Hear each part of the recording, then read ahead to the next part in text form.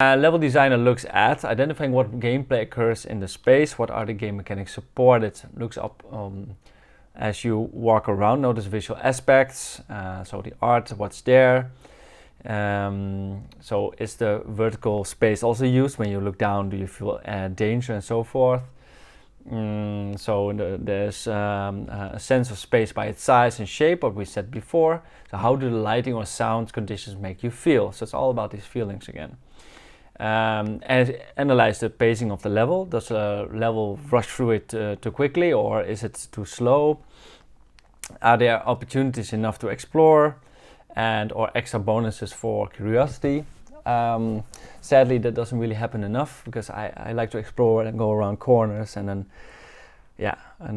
sadly then there's nothing, no reward. So I don't like this kind of levels, because why make the space if nothing is there? Is there one gameplay style reflected in this level, or are there multiple supported? For example, does a deathmatch map have places for snipers, offensive places, and so forth? Does the game level play well for barbarians but poorly for mages, for example? So you need to think of different style of plays, and how is the level providing for all of them. How does the space express the narrative of the game?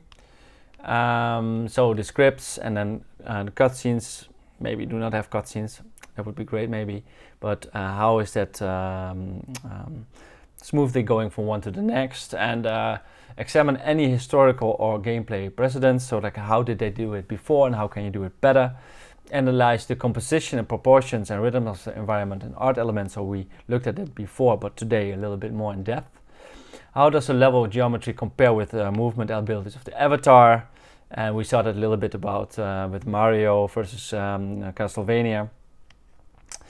And a brief history, of course, we talked about this as well. So like, what are the abilities that you offer within the space?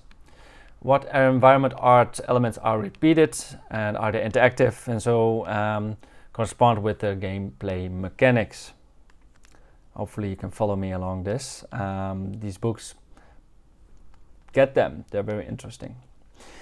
They also, from the book, the gateway structure at the end of Halo Force Requiem, where there's this Gothic architecture, and these you see that this vertical alignment is there, and all the lines are going towards this door, and it's really Gothic style, and so all these elements are, it's like an arch going there, and yeah, this is a feeling of awe and like, wow, this is, you're going towards a within a big structure, and this structure is also because the Gothic era says something, right? So the Gothic era could tell the person that it's going to be spooky, and it's going to be because it's actually not in that era, but it's taking the elements from a previous era to get the feelings of that previous era.